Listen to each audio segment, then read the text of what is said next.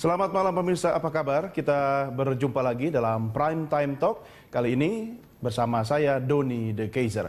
Pemirsa, Presiden Joko Widodo menyampaikan bahwa segala gesekan yang terjadi harus dihentikan. Siapapun tidak boleh saling ejek, saling fitnah, saling menjelekkan, termasuk saling hujat-menghujat. Semua demi menjaga persatuan bangsa.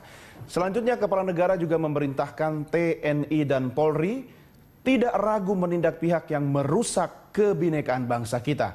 Pihak yang menginginkan desintegrasi dari Republik Indonesia juga harus ditindak tegas, termasuk segala bentuk ujaran kebencian yang mengganggu keutuhan Negara Kesatuan Republik Indonesia dan Undang-Undang Dasar Negara Republik Indonesia 1945. Pemirsa, mampukah Polri mengimplementasikan perintah Presiden itu? Dan apa saja kendala yang akan dihadapi? Lalu akankah ujaran kebencian akan hilang pasca keluarnya perintah Presiden? Inilah yang akan kita bahas dan diskusikan bersama narasumber kami. Sudah hadir di studio analis kebijakan media Divisi Humas Polri, Komisaris Besar Polisi Sulistyo Pujo Hartono, dan kami juga menantikan kehadiran Wakil Ketua Badan Pengkajian Fraksi PDI Perjuangan MPR RI, TB Hasanuddin. Selamat bergabung Pak Pujo, apa kabar? Selamat sore. Sehat? Sehat, alhamdulillah. Alhamdulillah. Yang penting sehat dulu, Pak. Ya, betul. Ya kan? Karena PR makin banyak nih, Pak. Setelah perintah Presiden ya. Nah, Pak Pujo, sebelum kita diskusikan lebih lanjut, saya ajak Pak Pujo dan pemirsa, mari kita sama-sama melihat lebih utuh statement atau pernyataan Presiden Republik Indonesia berikut ini. Saya juga telah perintahkan kepada Kapolri, kepada Panglima TNI untuk tidak ragu-ragu menindak tegas segala bentuk ucapan dan tindakan yang mengganggu persatuan dan persaudaraan, yang mengganggu NKRI dan Bhinneka Tunggal Ika, yang tidak sesuai dengan Pancasila dan Undang-Undang Dasar 1945. Ya baik, itu tadi pernyataan tegas dari Kepala Negara. Pak Pujo, komentar Anda? Yang pertama tentu saja kalau melihat dan mencermati perintah Presiden, ya, tentu saja beliau memposisikan sebagai kepala pemerintahan ya, jadi sebagai nahkoda daripada kapal besar yang namanya Republik Indonesia ini yang kita cintai bersama. Itu yang pertama. Yang kedua tentu saja bahwa tadi ada 3 aspek yang disampaikan. Yang pertama tentang NKRI, keutuhan negara dan bangsa. Yang kedua adalah tindakan tegas. Kan begitu, kalau sebagai kepala pemerintahan berarti adalah kalau untuk Polri tentu saja adalah penegakan hukum. Kan begitu. Ya, betul. Sebagai heavy atau sebagai titik utamanya. Kemudian yang ketiga adalah proses yang tepat ya, di proses model. Jadi kalau pertama tentang NKRI tadi ya, memang itu betul bahwa sebagai bangsa ini kan memang dulu dibentuk ya, dibentuk karena adanya yang disebut adalah persamaan nasib, ya, melalui proses yang sangat panjang, kan begitu, sehingga Mas Doni yang memiliki darah Manado, kawan-kawan memiliki darah Papua, Aceh dan lain-lain itu bisa bersatu menjadi suatu bentuk bangsa baru yang belum pernah ada sejarahnya dalam sejarah Indonesia. Jadi itu adalah bangsa yang dibentuk karena adanya persamaan nasib. Ya, kemudian persamaan nasib itu membuat adanya ide-ide untuk para pendiri bangsa untuk membentuk suatu bangsa baru namanya Indonesia. Dan itu merupakan ide besar ya, ide besar abad 20 dan 21 ya, yang terbentuknya bangsa Indonesia itu. Dan itu memang kalau kita melihat proses tersebut itu adalah proses pengambilan keputusan melalui pemikiran yang sangat mendalam, kan begitu. Iya, nggak ujuk-ujuk, nggak serta-merta begitu ya. Prosesnya panjang dan itu dengan darah dan air mata, dan melewati berbagai kejernihan hati dari para stakeholder yang ada pada waktu itu. Cuma kan belakangan ini Pak Pujo banyak ada beberapa pihak atau upaya untuk menggoyang-goyang NKRI, kemudian melakukan berbagai aksi atau tindakan yang tujuannya jelas-jelas dan nyata untuk merongrong kewibawaan negara kesatuan kita. Nah, akhirnya muncullah perintah presiden itu. Menurut Anda, sekarang saatnya perintah presiden sudah tepat atau malah terlambat? Kalau menurut saya sudah tepat ya, sudah tepat sekali. Jadi memang presiden itu harus mengambil keputusan pada saat-saat yang penting kan begitu. Jadi sudah tepat. Kemudian untuk permasalahan mengenai masalah NKRI, sebetulnya negara kita ini sudah memiliki sistem ya, sistem yang sebenarnya sangat bagus ya, sangat bagus, di mana contohnya bentuk kita negara kesatuan Republik Indonesia. Betul. Dalam arti bahwa ada pemerintahan yang sentralistik, berdaulat mulai dari Sabang sampai Merauke, dari Miangas sampai Pulau Rote, kan gitu.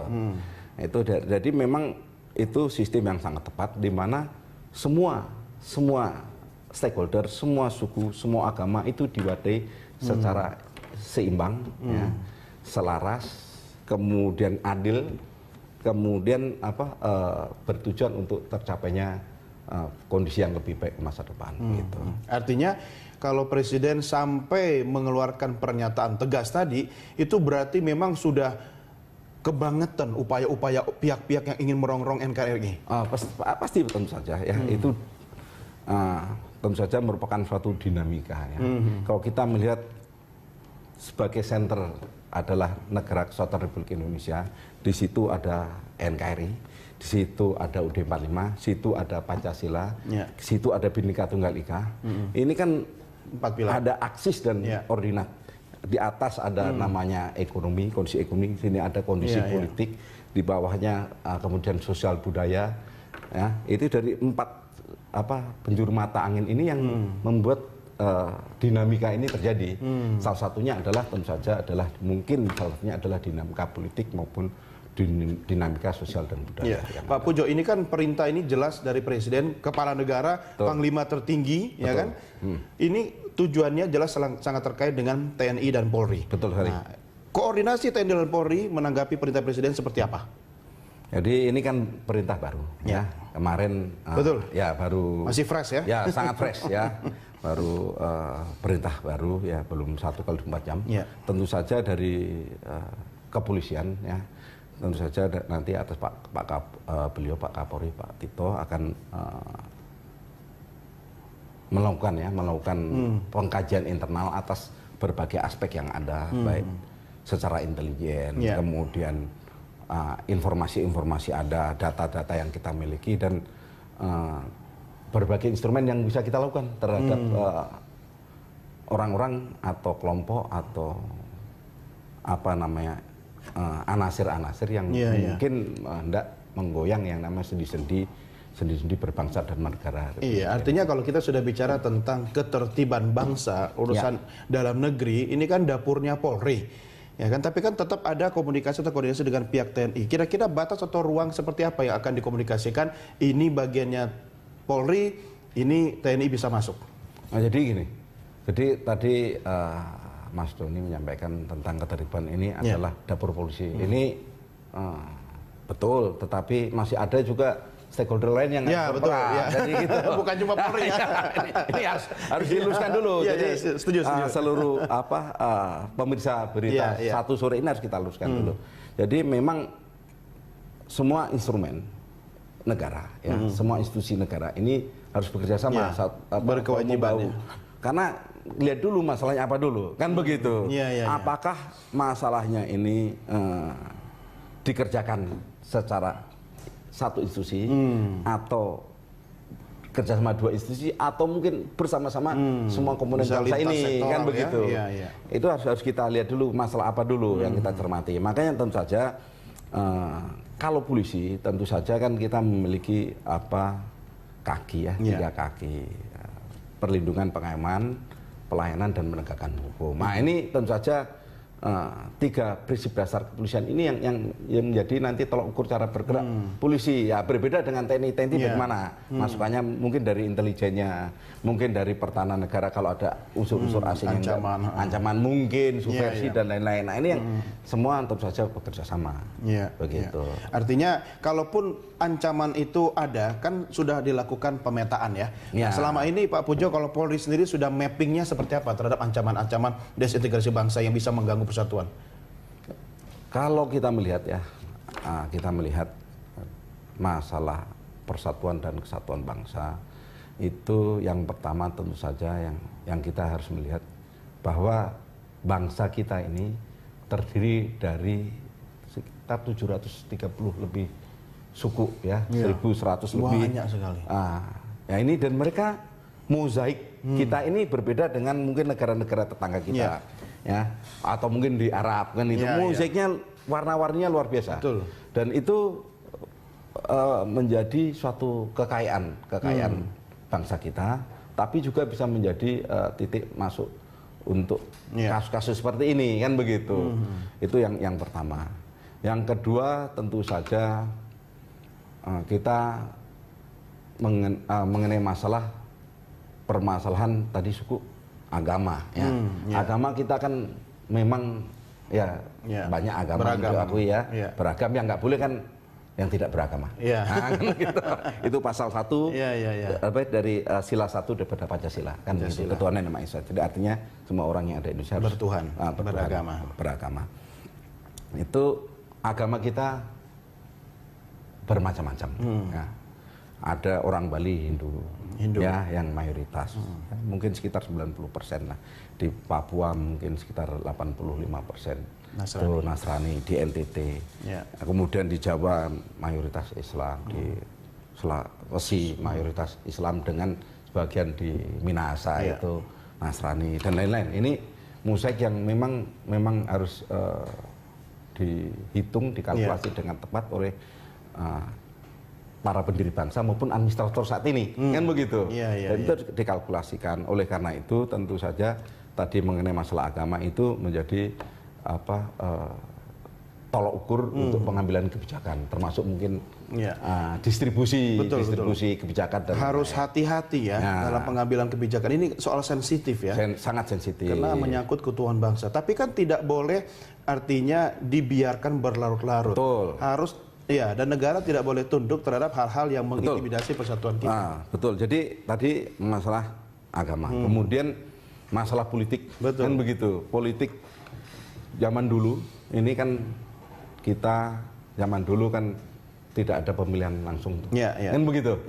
Kan ini baru kedua yang dulu Pak SBY sama sekarang Pak Jokowi. Jadi ini juga menjadi suatu bentuk baru yang menjadi test case daripada kebesaran kita, bangsa kita dalam menerapkan demokrasi, maupun juga sebetulnya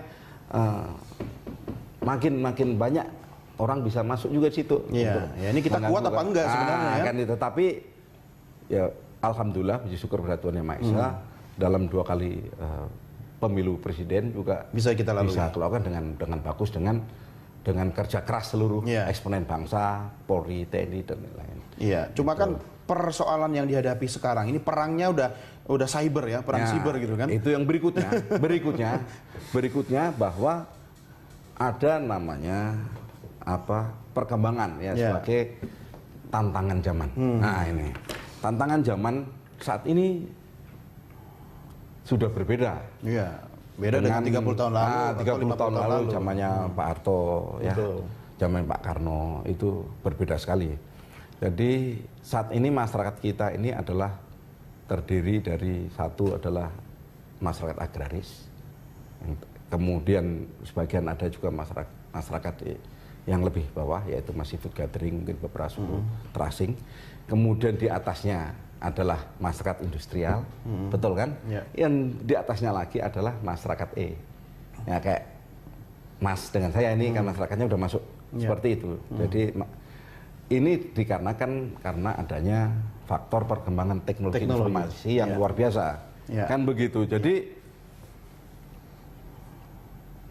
perkembangan demokratisasi yang luar biasa, globalisasi juga memberikan contoh-contoh, contoh-contoh yang kadangkala tidak tepat, tidak bagus. Beda zaman, beda ancamannya. Nah, kan gitu. Kalau kita ini generasi yang kemana-mana bawa smartphone. Ya, smartphone. Jadi cepat sekali itu. Iya. Jadi info salah pun disebar-sebarin. Betul. Akhirnya bikin orang ngamuk kan begitu. Kemudian jadi hate speech kan begitu. Nah, itu ini, kan bagian dari apa yang disampaikan kepala negara juga terhadap ujaran kebencian kan.